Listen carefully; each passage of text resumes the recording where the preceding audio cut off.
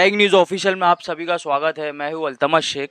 जैसा कि कुछ ही दिनों से बहुत ही एक चीज़ कंट्रोवर्सी चल रही है मुंबई और महाराष्ट्र ऑल ओवर इंडिया में, मुफ्ती सलमान अजहरी साहब को लेके।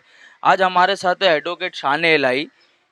इनसे जानते हैं कि शान भाई, आप क्या कहना चाहेंगे। जैसे कि मुफ्ती सलमान अजहरी साहब के ऊपर फर्स्ट एफआईआर जूनागढ़ में हुई, फिर दूसरी एफआईआर कच्छ में हुई, तीसरी एफआईआर मुदासा गुजरात में हुई और तीनों एफआईआर के ऊपर एटीएस ने उनको गिरफ्तार करके लेके गया। फिर उसके बाद में जो कि मसला ये है कि उनके ऊपर एफआईआर क्यों हुई, बहुत से लोगों को पता नहीं है कि उनके ऊपर एफआईआर हुई क्यों। जैसे कि नशे के खिलाफ स्पीच रखी गई थी, वहाँ के कुछ शायराना अंदाज में मुफ्ती सलमान अजहरी साहब ने कुछ ऐसे जुमला इस्तेमाल कर दिया। वहाँ एमपी है, उन्हें नहीं पसंद आई, उन्होंने ट्वीट कर दिया। सुधांशु भट्ट साहब जो वहाँ की बीजेपी के खासदार एमपी है, और उसके बाद से ये इतनी सारी कंट्रोवर्सी, रोड पे लोग उतर गए हैं, बहुत ही अफरा तफरी का माहौल मचा हुआ है। आप इसके ऊपर क्या कहना चाहेंगे शान भाई?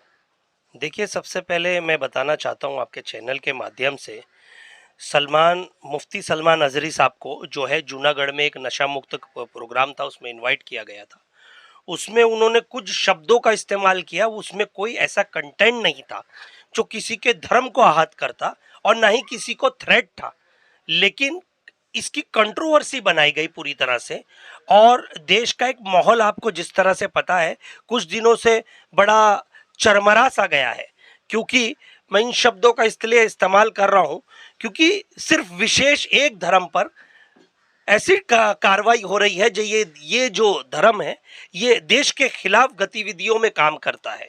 देखिए, सलमान अजहरी साहब ने सिर्फ वहां पे कुछ कहा था, कुछ वर्ड यूज किए थे, हमारा दौर आएगा, और उन्होंने किसी के धर्म का नाम नहीं लिया, किसी विशेष का नाम नहीं लिया, किसी व्यक्ति का नाम नहीं लिया, और ना ही कोई ऐसे कंटेंट है कि जिससे धर्म आहत होता या दंगे हो सकते थे, ऐसा कुछ नहीं। मगर वो स्पीच जो वहाँ का प्रोग्राम था वो नशे के खिलाफ प्रोग्राम था, तो ये वर्ड कहने की क्या जरूरत है, कुछ लोगों का ऐसा कहना है।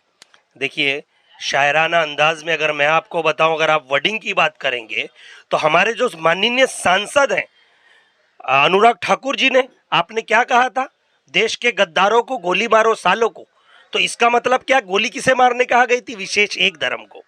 ये रही बात, सर्वेश वर्मा ने क्या कहा था, आप क्या इन कटुओं मुल्लों को देश से भगाओ, देश से पीटो, नहीं तो हम देश से भगा भगा के मारेंगे। रमेश भदूरी ने मौजूदा सांसद दानिश अली को क्या कहा, कटवे तू बैठ जा, मुल्ले तू बैठ जा, तेरी औकात नहीं है तू हमारे सामने बात कर सके, नहीं तो तुझे यहां भी पीटूंगा और संसद के बाहर भी पीटूंगा और तुझे मारते मारते भगाएंगे। दानिश अली के आंखों से आंसू निकल पड़े। तो मैं ये कहना चाहता हूं, क्या संसद में क्या किसी की कोई इज्जत नहीं है? जब सांसद वहां पर सेफ नहीं है तो आप बताइए आम इंसान कहां पे सेफ हो सकता है? लोकसभा के चुनाव है, आपको पता है आने वाले वक्त में लोकसभा के चुनाव है। ये सब जो गतिविधियों को अंजाम दिया जा रहा है ये लोकसभा की आड़ में दिया जा रहा है। आप देख लीजिए, आज मुझे तो ऐसा लगने जगह है अल्तमश जी कि देश के प्रधानमंत्री को इसमें इंटरवीन करना चाहिए और ये कहना चाहिए कि ये धर्म किसी एक विशेष, ये देश जो है किसी एक विशेष धर्म का नहीं है, ये सभी जात पात प्रांत सभी से मिलकर बनाया गया ये देश है। तो लेकिन जो चुप्पी है देश के प्रधानमंत्री की, वो कहीं ना कहीं खल रही है इस देशवासियों को, और शायद हमें भी खल रही है।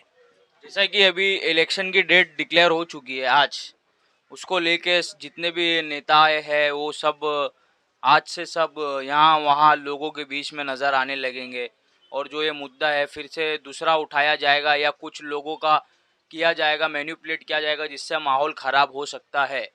आप इसके ऊपर क्या कहना चाहेंगे? देखिए, जिस तरह से सलमान अजहरी साहब के ऊपर 295A लगाया, 153B लगाया, 505 पार्ट 2 की कार्रवाई की गई, तो मेरे ख्याल से अगर ये कंटेंट लगाए गए जिसमें धर्म किसी धर्म के विशेष बात करना, टिप्पणी करना, या उन्हें धमकाना, या कुछ हथियार लेके उस सभाओं में जाना, ऐसी सब चीज़ें हो। कौन हथियार कौन लेके जा रहे हैं? मैं ये बता रहा हूँ, ये सेक्शन में बता रहा हूँ, ये सब चीज़ें होती हैं जो उन पे लगाए गए।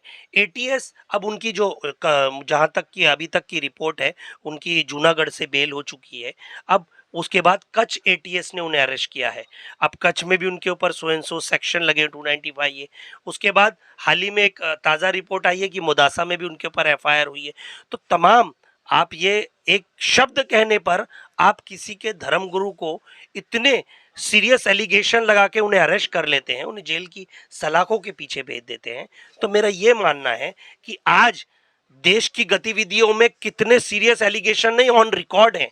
अल्तमश जी आप चेक कर लीजिए, वेपन्स लेके रैलियों में जाया जा रहा है, वेपन्स लहराए जा रहे हैं, लोगों को धमकाया जा रहा है, किसी के रिलीजियस प्लेसेस के सामने रोक कर धमकियां दी जा रही हैं, गालियां शब्द दी जा रहे हैं, भद्र टिप्पणी की जा रही है, लेकिन उन पे कोई कार्रवाई नहीं। उन्हें सिर्फ पुलिस ये कह के छोड़ देती है कि वो अननोन है, वो अनआइडेंटिफाइड है, वो पहचान में नहीं आ पाए। इनकी हमें एफआईआर तो लॉन्च की है, लेकिन वो कौन है ये पता नहीं। लेकिन वहीं विशेष धर्म की बात की जाए तो तमाम 50 लोग अरेस्ट हो जाते हैं, 50 पे 307 सीरियस एलिगेशन लग जाते हैं, उनके पास हथियार भी आ जाते हैं। तो तमाम जब ये सब चीज़ें उठ रही हैं तो इस देश में कहीं ना कहीं ये सोचना पड़ रहा है कि देश के प्रधानमंत्री जो हैं वो पूरे देश के प्रधानमंत्री हैं, वो किसी एक विशेष धर्म के प्रधानमंत्री नहीं है। और जब इस देश बना था तो मैं आपको बता दूं, जब देश की आज़ादी हुई थी, डॉक्टर बाबा साहेब अम्बेडकर ने जब आज़ादी के वक्त संविधान बना, उसके बाद उन्होंने क्या कहा कि मुसलमानों को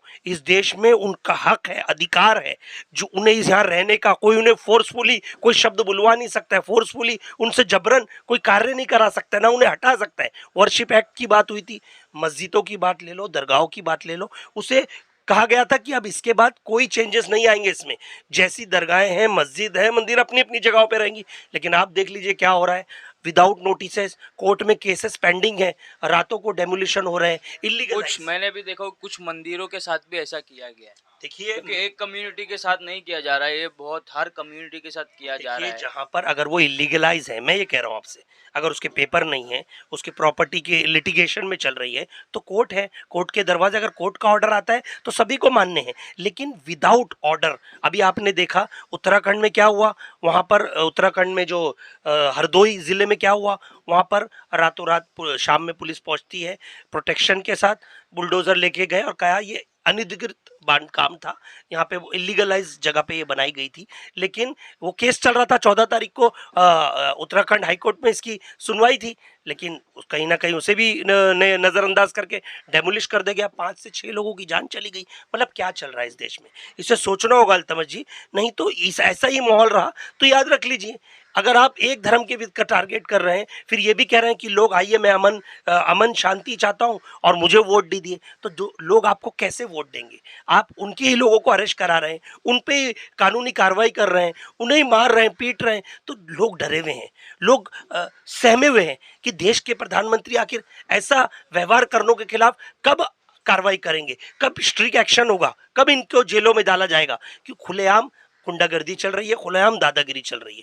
अगर ऐसा रहा तो फिर आप ये बताइए आर्टिकल 14 का क्या मतलब है, आर्टिकल इसमें 19 का क्या मतलब है, जो फ्रीडम ऑफ स्पीच कहता है, इक्वालिटी की बात करता है, ये सब चीज़ें खत्म हो रही है। आज संविधान को कहीं ना कहीं तोड़ मरोड़ के रखा जा रहा है, आर्टिकल चेंज किए जा रहे हैं। अब देख लीजिए आईपीसी सीआरपीसी एविडेंस एक्ट भी चेंज कर दिए जा रहे हैं। तो मतलब कहीं ना कहीं ऐसे लग रहा है कि सत्ता आने के बाद अब उन लोगों को ऐसे लगने लगा है कि देश पे हम काबिज हैं और हम इन्हें जिस तरह चाहे जैसे तोड़ मरोड़ कर रख सकते हैं। लेकिन हम संविधान पे चलने वाले लोग हैं, हम सुप्रीम कोर्ट तो सर्वोच्च न्यायालय को मानने वाले लोग हैं। लेकिन अगर हमारे ऊपर इस तरह की कार्रवाई, हम कानून के जरिए में उन्हें जवाब देंगे। तो जैसा कि सलमान अजहरी साहब को बेल कब मिलेगी, वो उसके ऊपर आप एडवोकेट, आपको तो पता होगा क्या चल रहा है, प्रोसेस क्या चल रहा है? जो एफआईआर उनके ऊपर कच्छ में हुई थी, कच्छ एटीएस ने अरेस्ट किया है, उसमें अभी तक बेल प्रोसेस आर्ग्यूमेंट हुआ नहीं है। जैसे बेल आर्ग्यूमेंट होगा तो ऑर्डर जज साहब देंगे उसके ऊपर। उसके बाद अगर वहाँ पे बेल हो जाती है तो मुदासा में जो एफआईआर हुई है उसके बाद शायद वहाँ की पुलिस उन्हें रिमांड पे ले जाएगी और फिर वहाँ प्रोड्यूस करेगी जो मजिस्ट्रेट के सामने जो सेक्शन लगे हैं, फिर उस पर भी आर्ग्यूमेंट होगा। अभी जहाँ तक की रिपोर्ट है 3 एफआईआर हुई है, जिसमें से एक में बेल हो चुकी है और दूसरे में वो कस्टडी में है अभी तक। बहुत बहुत शुक्रिया हमारे से बात करने के लिए। जैसा कि आपने देखा कि पूरे देश में हमारे क्या है, क्या चल रहा है, मुफ्ती सलमान अजहरी साहब के बारे में डिटेल में हमने जो आज बात किया कि कुछ लोगों को पता नहीं था कि ये इशू है क्या।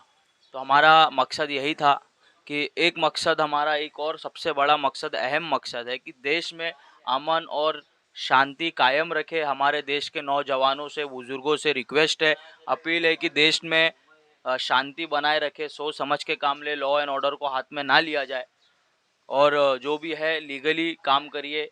ऐसे ही हमारा चैनल लाइक करें, सब्सक्राइब करें और शेयर करें। Thank you for watching. Altamash Shaikh, tag news official.